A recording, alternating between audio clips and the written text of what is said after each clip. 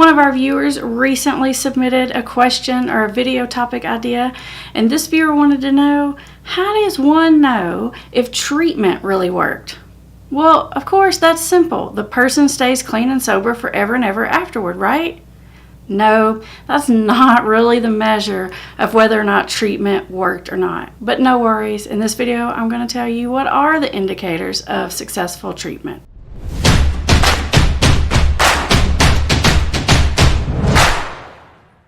For those of you who are new here, welcome to Put the Shovel Down, the YouTube channel dedicated to helping you understand the science and psychology of addiction so you can stay 5 steps ahead of it. And my name is Amber Hollingsworth. I have been in this field for a long time, about 16 years or so, and I spent a good amount of that time working in the treatment system.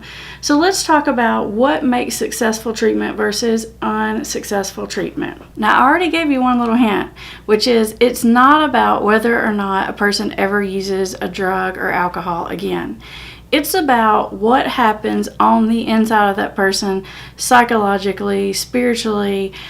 Are they getting to the root of the issue? Those are the things that you need to look for. So sign number 1 that indicates a successful treatment episode is the person actually opens themselves up to the recovery process. Now you might think, well, they're in treatment. Doesn't that mean they're opened up to the recovery process? No, it actually doesn't. I've seen tons and tons and tons of people go to treatment and comply and maybe be clean, as in not using any drugs or alcohol, but resist the process the whole way.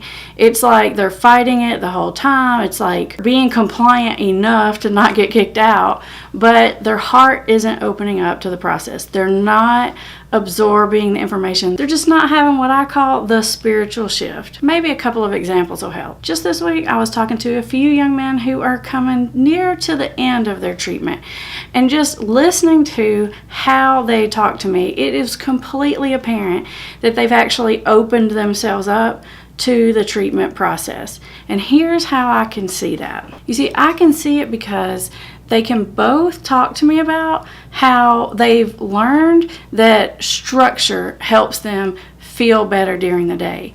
They can talk to me about how certain behaviors trigger certain other behaviors in other people and how that affects their mood and their cravings and that sort of thing. And most importantly, they can talk to me about how their own behavior contributes either to their successes or their failures. Because what's really happening here is a person is learning to have more control over their environment, over their mood, over their relationships, over their self-esteem.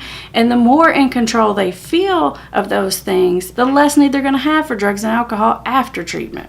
Now, a second sign that I think is a really good indicator of successful treatment is the person's walls come down.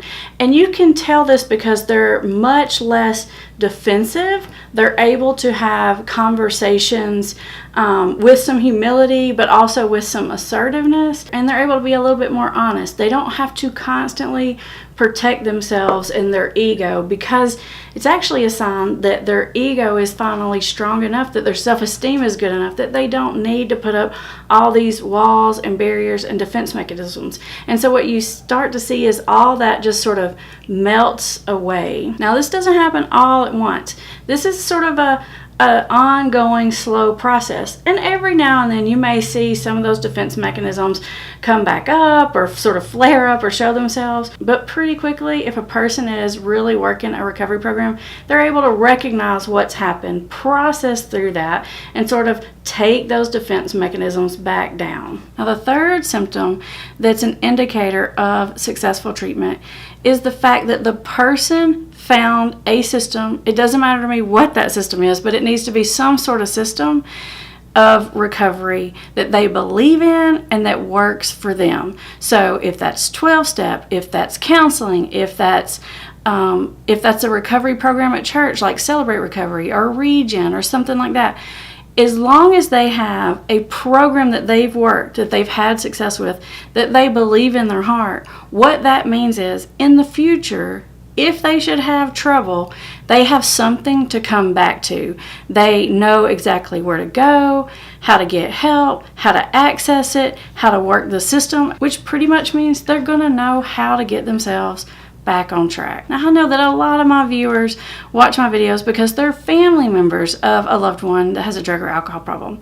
And I know you're terrified, scared out of your mind for the possibility of relapse because life before was so miserable. You're just desperate not to have to go back to those times, which, by the way, is a very valid feeling. But the problem is, it's like your whole sense of well-being is now tied to whether or not someone works their recovery program, whether or not someone's clean and sober, which makes you feel kind of powerless and out of control. So here's my advice on that.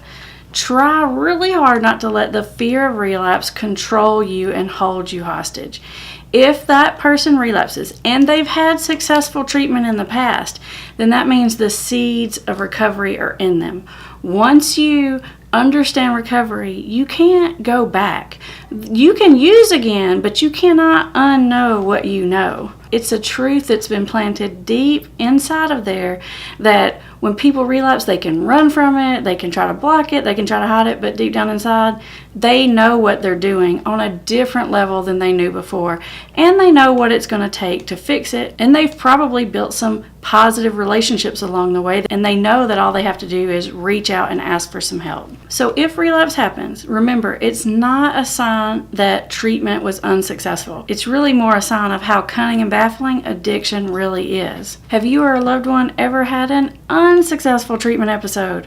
What would be the signs and symptoms that treatment did not work? What are the signs and symptoms that treatment was unsuccessful? Now, obviously, we want everyone to get their life on track and never have any more roadblocks or stumbling ahead. But the reality of it is that's really not the way it works for most people. Unfortunately, recovery takes a little trial and error before you really figure it out. Now, as a bonus, I have a resource for you to help ensure that you're able to successfully navigate those obstacles and roadblocks of early recovery. This is actually the very same resource that we give new clients that come to see us at Hope for Families. When we get a new client that starts our program, we set them up immediately with what we call the 30-day Jumpstart program, which is just a series of messages that come to your phone with like a little bitty short video every day. These videos help you stay motivated. They help you sort of identify possible roadblocks. And there's a lot of helpful tips in there about how to keep your relationships in a good, healthy status. Now, I'll put a link to the 30-day Jumpstart in the description below, and you can get immediate access for yourself